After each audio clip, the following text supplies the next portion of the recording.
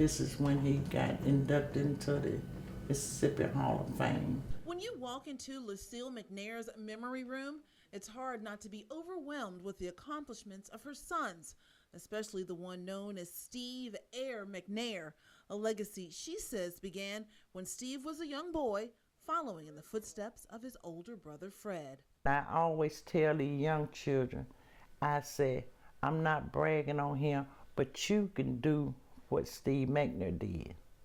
Just stay focused and move on up. Lucille was a single mom, raising 5 rambunctious boys. Steve, Jason, Tim, Michael. A close-knit family, the McNairs never had a lot, but Lucille says they had each other. They appreciated what they had.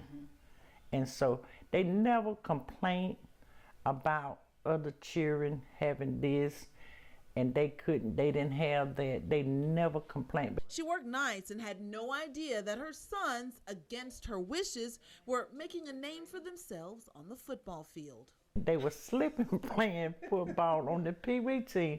And then in junior high, they started doing, and I said, something is not right about this.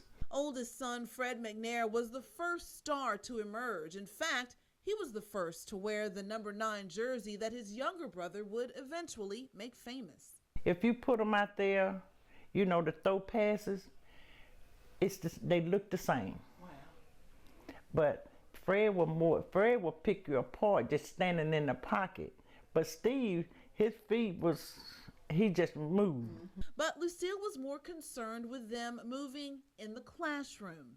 Everyone went to college. I bought them a Bible and I told them, God come first, their books come second, and their sports come next. And it was in the sports arena that the McNair boys shined. Fred and Tim both played football, and younger brother Steve was magic in both football and baseball. And so I knew then, I said, these boys is kind of special.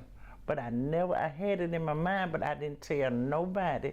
That was me and God. But soon, everyone knew. Steve turned down an opportunity out of high school to be drafted into baseball.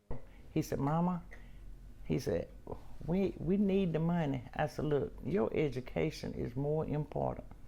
I said, we struggling now. I said, we're not going to always be down. Right. And I said, what you ain't got, you can't miss it. So instead, he headed to Alcorn State University, following in his brothers Fred and Tim.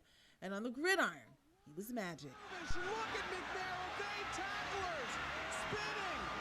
Nobody's going to catch him. When they was handing them the Heisman, I said, what is the Heisman? I told them, I said, I don't know. And they were saying, talking about, they were giving me different people names that won the Heisman. The 1994 recipient.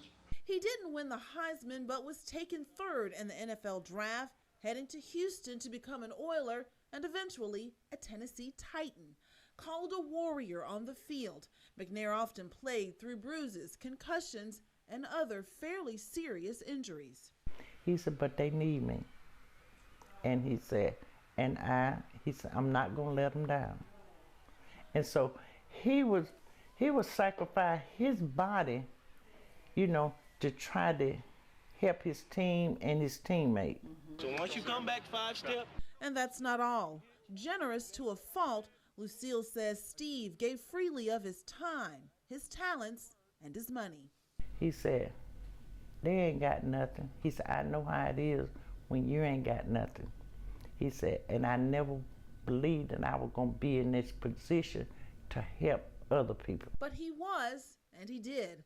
Lucille says people will never know how kind and gentle her son was, but she says his legacy now lives on through his 4 sons and his family. She offers this advice to other young athletes who aspire to be warriors on the field like Steve McNair. He paved the way. I said, so it's time for y'all to, to move forward.